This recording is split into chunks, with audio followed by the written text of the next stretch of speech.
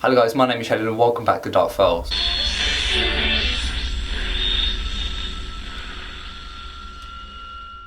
Now I know what you're wondering, Shaden, where have you been for the past few weeks or so? Since the coronavirus has broken out, I have been doing a lot of work since the schools are closed, but I'll make sure I'll be doing constant videos every day as soon as possible, because in my spare time I'll be writing things for you guys and doing different things for my YouTube and stuff. So the next video I think you're going to really like. I think you're going to get quite into it. It's going to be a bit disturbing at start, but it's Dark Files, what do you expect? So today we're going to be talking about, I think it's 5 of the scariest cults ever in history. Now the first one we're going to be talking about is something called Heaven's Gate.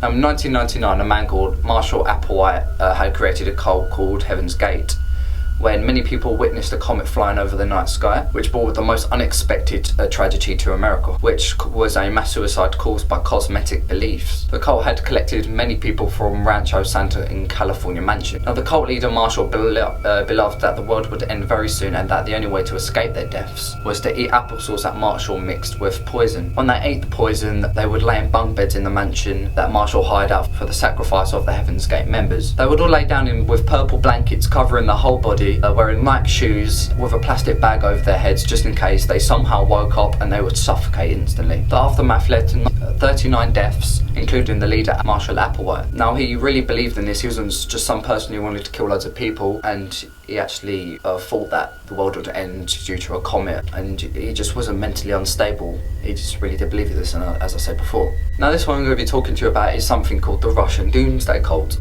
Now this is one of the most chilling headlines ever written in history. The self-name of the group was Heavenly Jerusalem. Its members were not allowed to eat processed food, watch television or handle money because they rejected barcodes and national identification number and passports because they contained satanic symbols, the number of the beast basically. So in November of 2007, between 29 and 35 members of the group held themselves up in a cave in Russia's Penza region near the village of Nikolai, threatening mass suicide if authorities tried to intervene with the situation. I can't really pronounce his name, so I'll put his name here. It's in Russian, so I can't really read Russian names that well.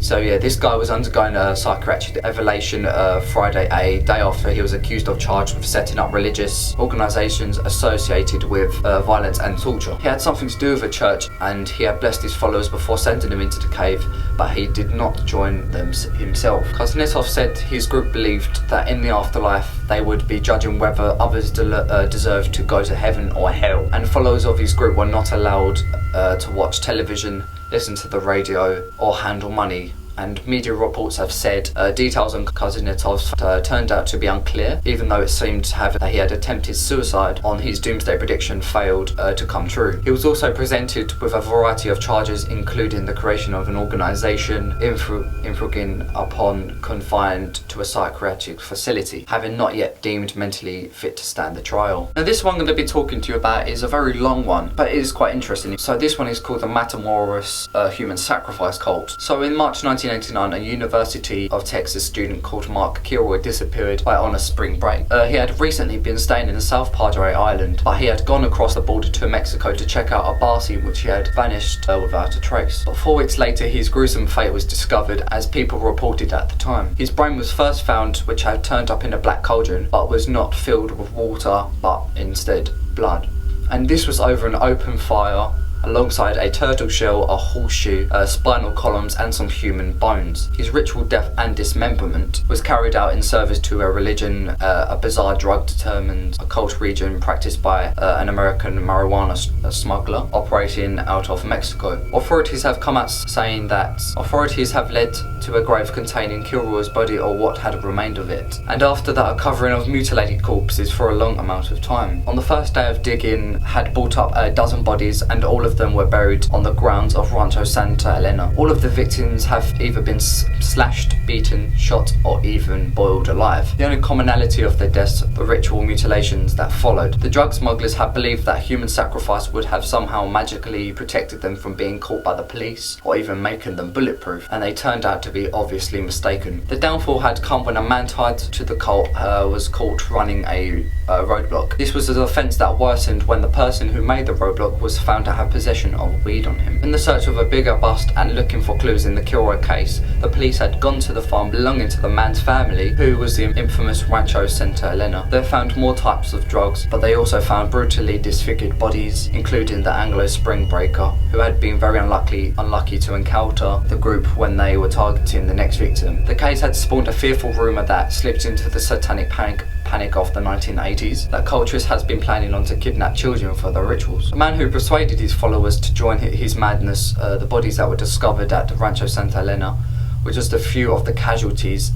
El Padrino translating to the Godfather, but his real identity was a 26-year-old man called Adolfo de Jesus Constanzo, with the help from a 24-year-old Sarah Aldrete, but her nickname was the Witch. In-depth investigation of the case, excellent reading if you are not the faint of heart, as is the Texas Monthly take on the story. Quotes an anthropologist as calling Constanzo the Pied Piper of death. Constanzo has grown up in the Santeria region, but only believes have morphed into something much more darker, of his own design, and that he gained more and more power. Constanzo eluded was captured until 1989 when he had ordered a underlining to shoot him, and his longtime companion Martin Quintana Rodriguez has chosen to rather be taken alive by police. Aldrete, who is a light college student just come across the Mexican border in Texas, who would deny knowing anything about the murders, and other members of the cult were arrested and charged with a multitude of crimes, including homicide. The killing shack is where Kilroy and others were victimized, was burned by law enforcement after being purged of its black magic spirits in a special ceremony. And this one I'm going to be talking to you about is a very disturbing one. So if you go to church or do anything related to a Christian religion or something like that, just please be aware of this one because it's very disturbing. And this is the cult of People's Temple. So the 1950 Indiana native man called Jim Jones had founded a local church that he claimed and was promoting a lot of socialism and equality with the religious elements of Christianity. Initially, he was a little more than just a charmistic hustler who would fake faith healings, which many religious people believed. But as the years went on, he had demanded more and more followers to be a part of People's Temple. In the early 1970s, Jim moved his group to California and had placed them in a communal settlement up in Redwood Valley. Out of nowhere, Jim came to believe that a nuclear war was approaching soon enough, which made him move his followers to the South American country of Guyana, which he believed would be the outside area of the potential danger zone. The group lived there for several years as the People's Temple agricultural project, but only after members of the cult began speaking out against the church, claiming abuse on them. A San Francisco congressman, Leo Ryan, had decided to travel to Jonestown to investigate the claims of abuse, but the temple security began to open fire on Ryan's group. Meanwhile, at the settlement where all the followers and Jim were staying, Jim had ordered the followers to drink cyanide-spiked Kool-Aid, which the people of the group did not know at the time that it was spiked. Sadly, every single person drank it, which led to a total of 918 deaths.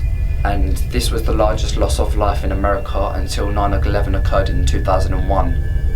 Now I'm going to finish off this episode with a very, very popular serial killer and a cult member called Charles Manson. And he was leading a cult which he named the Manson family. So the Manson family was a desert commune and cult led by the infamous Charles Manson that had been active in California in the late 1960s and early 1970s. The group accommodately of approximately 100 of his followers who lived in a unconventional lifestyle with habitual use of hallucinogenic drugs, for example LSD, ecstasy, meth, etc.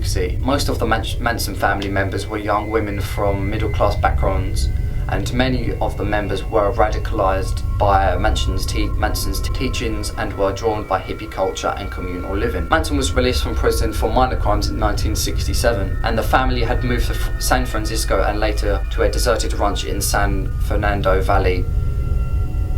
And Susan Atkins, who was a former member of the Manson family, has said that the family believed that Manson was an indication of Jesus and that his revelation was reliable concerning a likely apocalyptic race war. The family had gained international attention from the murder of actress Sharon Tate and 4 other actresses on August the 9th, 1969. Murders were committed by Tex Watson, Susan Atkins, and Patricia Atterwinkle, and Linda Kabastian, who was also present but did not take part. Group members were also responsible for a number of other murders, assaults, petty crimes and thefts. The family members proceeded to kill the 5 people they found. Sharon Tate, who sadly was 8.5 months pregnant, who was living there at the time, Jay Sebring, Abigail Folger and Wojciech Frosky, who were visiting her, and Stephen Parent, who had visited the caretaker of the home, and Stephen Parent, who had been visiting the caretaker of the home. So yeah, that's all I have for today. Thank you guys so much for watching.